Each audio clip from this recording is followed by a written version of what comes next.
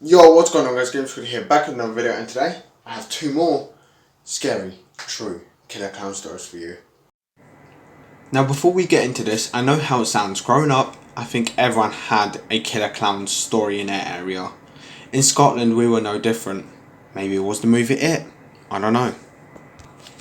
What I'm going to recount is what I remember, so bear with me. Like I said, all the areas had a killer clown's myth. It wasn't until I went to university, met other friends from other areas, that I realised how perseverous the myths was. The colour of the van changed, method of torture, who they were, where they operated out dependent on the location you heard the story in. Apparently in Cumbernauld branch made their home in a closed down mental institution bus. Us in North Lanarkshire didn't have this one. I kinda regret now making up my own stories to scare friends, telling them the clowns would bury their bodies under big stone slabs out in the park facing the school. My school was near a small precinct with shops,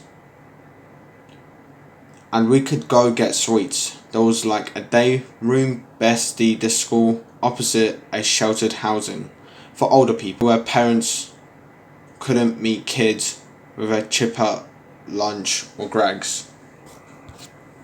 My cousins and I did this with my mum and aunts quite a bit. The centre sold small cups of juice for 15p, either orange or blackcurrant, and I can still remember what they taste like. Anyway, my mum and aunt worked in the prison as well, so if they were working we could still go over there for lunch, and we did. It was public toilets, but they had their own nice little room with a TV and Miles unboomed books if they got bored. I visited one rainy afternoon to see my mum, had lunch, hung out and walked back, but the place was empty. Like last person alive, empty. Literally no one was around. The walk was less than 5 minutes, but besides from the rain, I didn't mind. Walked past the centre, crossed the road, now at the school. Bars. When I see it, a blue van, the sight of that alone should have made me run, as I could have easily made it through the gate and into school as soon as I saw it, the way the road was laid out. I'll never know why, but me, by myself with a big blue van approaching, did not scare me as much as it should have. It wasn't until the van passed me, then I saw 3 clowns. Could not tell you hair colour or anything like that beyond 3 clowns. That's when I ran, like my life depended on it. I really believed it did. Weirdly, thinking about now, there was nowhere for them to go. It was a one-way road stopping at either a car park or directly into the school grounds. Of course at the time, I couldn't care less. I just wanted to get into school. My cousin was monitoring basically a primary schooler in the last year, before secondary school, who looks after young kids in the classroom during breaks if it's raining. Hence why the playground was so empty. She's 2 years older than me, so that would have made me 9-10 when this happened. I told her, I told everyone. Freaked out the whole class and got sent to the head mistress. She wasn't accusing me for making things up, just has to follow up any possible threats to students. I don't think I got in trouble for it. I'm not saying this 100% happened.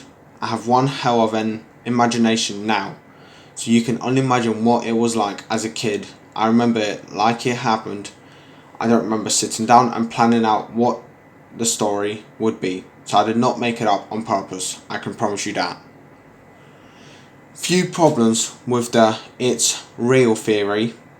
There were 3 in the van. They would easily been able to grab me before I got into school. If that was their intent, secondly, it was such perseverance story that it puts in more in the urban legends category. If the bell shield one's real, then the green knock one has to be, and they can't all be. That said, if you look up killer clown legends, there are few who claim that their school either warned parents in a letter or banned the students from discussing it. Period. Thirdly, it was real threats to us kids. We didn't want to take it into a van, have credit card put in our mouth to create slides, then tackled us to make them growl. That's horrifying, nightmare material right there. So it was at the back of our minds. Could I have internally into manifest psychology as an event? Yeah, it's a hell of a lot more likely than it actually happening. Then again, it wasn't long after that we were all banned from leaving school for break and lunch. It's still the way to this day. No idea what happened there. Hi, my name is Jared, and what I don't know what to do if I should call the police or what.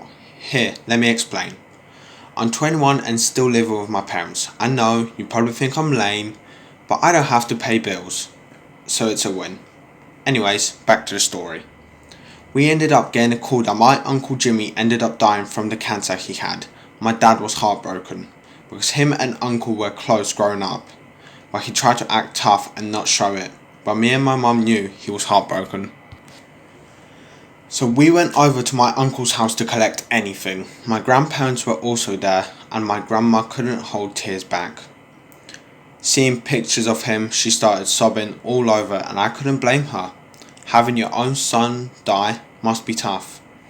I ended up finding some of Uncle Jimmy's old clown collection. Yeah, my uncle loved clowns. My dad told me my uncle used to love going to the circus to see the clowns and would go for one. Every Halloween, searching through, I found the old Killer Clowns from Outer Space movie. Me and my uncle used to watch when I was younger. It always scared me when I found a little chest and had flashbacks of when my uncle used to tell me to never touch it. I used to always wonder what was in it. So I looked around the house for a key. So I quickly unlocked it, wondering what secrets it contained. And what I found was a clown nose and a dirty diary that was dusty. So I blew the dust off and opened the book and started reading. Dear Diary, I start my first day as a clown. I can't wait to see all those little kids' faces and reactions after what I'm gonna do.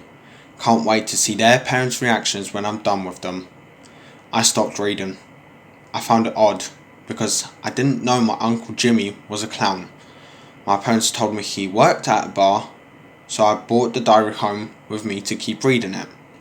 Once I got back, I go right back into reading it, decide to skip a few pages, and then when I found a page that caught my eye, it said, "Today, I found my first kid. He was 6 and his name was Johnny. He told me was being bullied, so I told him that he should play with me in the woods. But he told me his mummy told him not to talk to strangers. But after we getting him to come in the woods and play by offering candy, it would work. I told little Johnny we should play hide and seek." I stopped reading. So Uncle Jimmy wasn't a birthday clown. He was in the woods waiting to find little kids to play.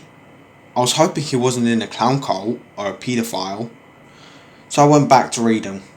I told little Johnny to hide and I would start counting. After I counted to 10, I went looking for little Johnny. It wasn't that hard because he started giggling. And when I found him behind a tree, I loudly yelled, "I found you!" He started giggling more, so I told him cover his eyes and find me. The moment he covered his eyes, I reached into my pocket and pulled out my knife and started stabbing the little bastard. I quickly threw the book in shock, not knowing what to think. Like, what the hell? My uncle murdered a kid and got sick and run to the bathroom to puke. My mum came to see if I was alright. I brushed it off as I ate bad food, so I went back to my room, too scared even read more. But I built up enough courage to flip through some pages and stopped one that said, "Today I met a boy named Jack. He was different from the other kids. Not so happy and energetic. He was more fascinated with his Spider-Man action figure, so I quickly made you stabbed him to death. Afterwards, I picked his Spider-Man action figure and thought I should give this to my nephew, Jared. who I was going to give a piggy bank, but he loved superheroes, so I discarded the body and brought the action figure home and cleaned the blood off it, and when I gave it to him, he was so happy. I stopped and remembered when he gave me that Spider-Man action figure. I went through searching my room and found it. Picking it up, I couldn't believe this belonged to one of my uncle's victims, so I thought it was just thinking about it made me sick. I went back to reading the diary. I went straight to the last page. It said, "I'm dying. My cancer is getting worse. The doctors don't know how long I have left to live. So this will be my last to write. And that right time, because this is the last page. And don't feel like it getting another diary. I buried the old clown uniform, but I'm gonna keep the notes in the chest with the diary. Can't believe I went this long without the police figuring out it was me. But if anyone does find this diary and found out, I'll be long gone by then. But if someone does find it and reads it, I hope it's Jared. He was always my favourite. Hope you enjoyed the clown nose and goodbye." I slammed the diary shut. I can't believe it's been a week now. I haven't told my parents or contacted the police. So, tell me what you thought of that. That's been me, Game Squiddy, over and out.